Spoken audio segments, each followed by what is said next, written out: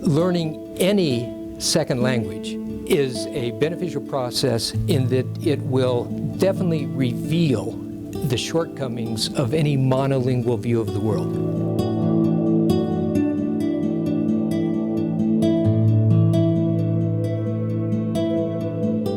When you begin language study as an adolescent, in most cases you earn academic credit.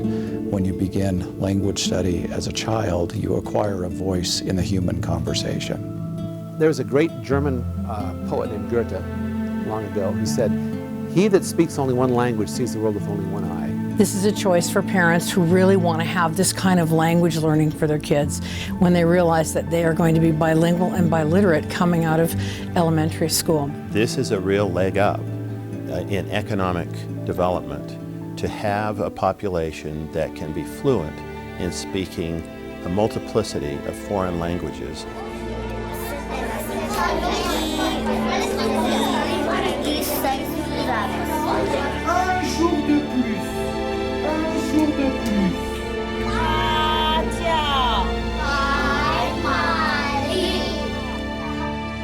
A few years ago, the State Board of Education spoke with legislators about the need to improve our foreign language capability here in the state. In 2008, Senate Bill 41 created the Utah Dual Immersion Program. It was created through the good work of former Governor Huntsman and State Senator Howard Stevenson. When the program was funded, we were then charged to create the finest dual immersion program in the entire country. So here we are, this landlocked state that's not, people imagine in California, New York, Chicago, these would be places where a lot of Chinese and other languages spoken. I'm in most every state in the nation, and in the work that I do, I find people very interested in what is happening in Utah. Utah is being talked about all over the United States because we're doing something that no one else is doing. What Utah is doing for immersion is expanding, blowing up the numbers of students who are able to participate in immersion. I don't think there's a better program in the United States right now. We have cohorts of people organized to make this successful. These immersion programs are just adding to our already, I think, appeal to the business community.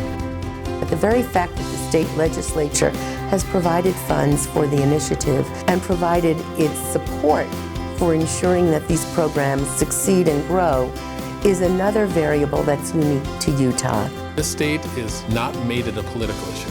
Lots of people want to strengthen language learning these days for many reasons. Maybe it's for business competitiveness, maybe it's for broad education, maybe it's for general enlightenment, maybe it's for all these reasons, but it's all good. I think we see an economic purpose in being open to the world that we hope will present a competitive advantage for Utahns. We have to have that one edge that makes us stand out more so than anybody else, and Utah has that with the dual immersion program. The critical language bill was to give us in the elementary schools the opportunity to start dual immersion programs based on a two-teacher model, 50-50 model. That means 50% of the day in the target language and 50% of the day in English. It is probably the most effective way of learning a foreign language in the context of a school setting. You are learning the language as you are learning content, so everything you are doing is real. You're talking about math problems, you're solving math problems. Students learn the language because they're immersed in it. So it sort of happens as a byproduct. But to learn language in isolation is not always the most effective model. We want students learning content in a language. Well, we do half day in English and half day in Spanish. I start in French and then go to English. English half the day and Chinese half the day. When you go to the Spanish teacher's class for 3.5 hours, never a word of English is spoken. You have to speak English in one class and Spanish in the other. Immersion is the best, most effective model. It also happens to be the cheapest model. We're using a two-teacher model, and this doesn't increase our FTE or the number of teachers in the building. Un autre, on se promène, alors à vous, montrez. We truly have parents knocking down our doors to make this accessible to their students. I was ecstatic when we found out that this was coming to our area. I know multiple people have tried to either move here or get boundary exceptions to be a part of this program. Parents in Utah get it about the importance of language from many different angles. There are waiting lists at every place. We do a random drawing. Kids are just selected, and so there are always a few that are on a waiting list, and they're okay with that too. And if my kids don't see that I value their education and that I want this for them, and to show them all the advantages that it can give them, then in my opinion, I'm not a very good parent.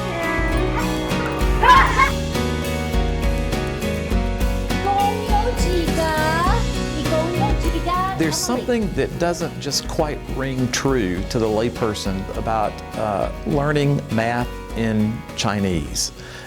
Really? When our students come into kindergarten, they don't know anything different. They just see it. When I go into this classroom, I'm supposed to learn everything in Chinese, and they just do it. They seem to not understand this is supposed to be difficult. This is exciting. Learn sounds, learn work. We read in Spanish and English. A lot more is happening in the classroom than I think parents even realize. The research indicates that the earlier you get them to start learning a foreign language, the better it is in terms of language acquisition.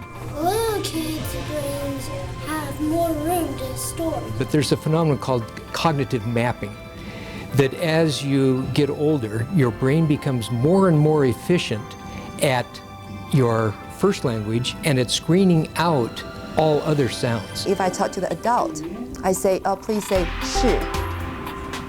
And the kids say 是.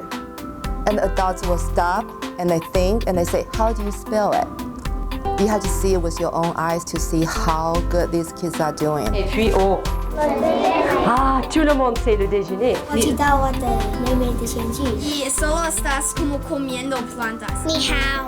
No, mira aquí, y mi papá escogen uno y pongan en la piel, es como... Ah! It's just really fun.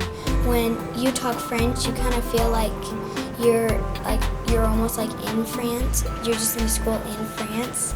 In the Dual Immersion program, not only are students learning a language, but they're actually experiencing different cultures. We prepare them to see the world differently.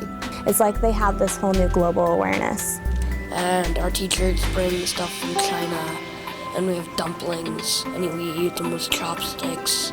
I tried their chocolate, and it tastes way different. There's so much more to what we're doing than just teaching them language. Last year we had a high school teacher, and he taught our PE classes for us in Chinese, and he said that our students could speak better Chinese than his high school students. I'm not fluent with Spanish yet, but I'm almost fluent. For their little domain of what they can do, many of them sound native. This isn't something that we are doing without a lot of careful consideration. We have set proficiency targets for every grade level, from first grade all the way up through 6th grade. We do monitor the students' progress and then compare their academic progress to make sure that they are on par with their monolingual peers. Those students not only do as well as the kids who were not in immersion, they generally do better.